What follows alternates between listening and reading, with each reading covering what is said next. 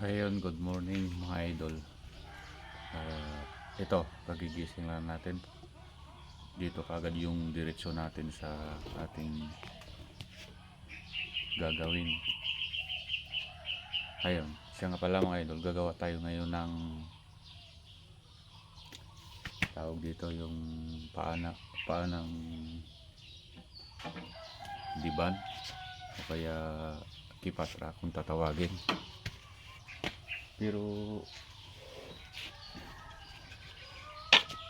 bago natin gagawin yung paa, kailangan may pattern tayo.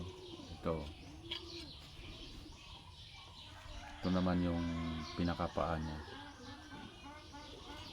tapos itong pinakasandalan niya sa taas. Hindi kasi pwede na walang pattern mga idol, hindi natin mabubuo yung paa niya, wala tayong susundan. Kailangan talagang may pattern siya. Ayun, may ginuhitan na ako tulad nito mga idol. Ayan o, katulad nyan o. Ito yung pinakapaa niya. Ito yan. Yan ang ating susundan na tatabasin natin yan. Yan. Saka ito naman yung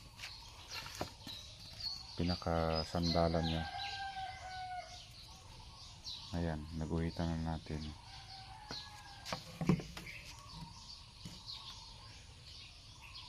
Bali apat na sandalan dun sa taas, apat naman na pinakapaa niya. Ayan, yan ang ating susundan. Pero bago natin yan i-pattern, guguhitan, dapat naka-recycle yan mga lods. Bali ang finish niyan 1 1/2 yung kapal niya.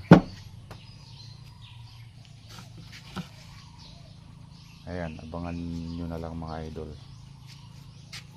yung kayarian nito. At maraming salamat sa inyong mga pagsubaybay sa aking mga video. Ayun mga idol, abangan nyo na lang sa mga susunod po nating mga video. At nagpapasalamat po ako sa inyo ng napakarami at hindi po kayo nagsasawang sa pagsuporta po sa aking mga video. Ayun, maraming salamat. Ayun mga idol, good morning sa inyong lahat. Ayan, kape po tayo at halos kagigising lang natin. Dito agad ang tuloy natin sa ating trabaho at marami tayong gagawin ngayon. Kahit linggo po mga idol. Ayan.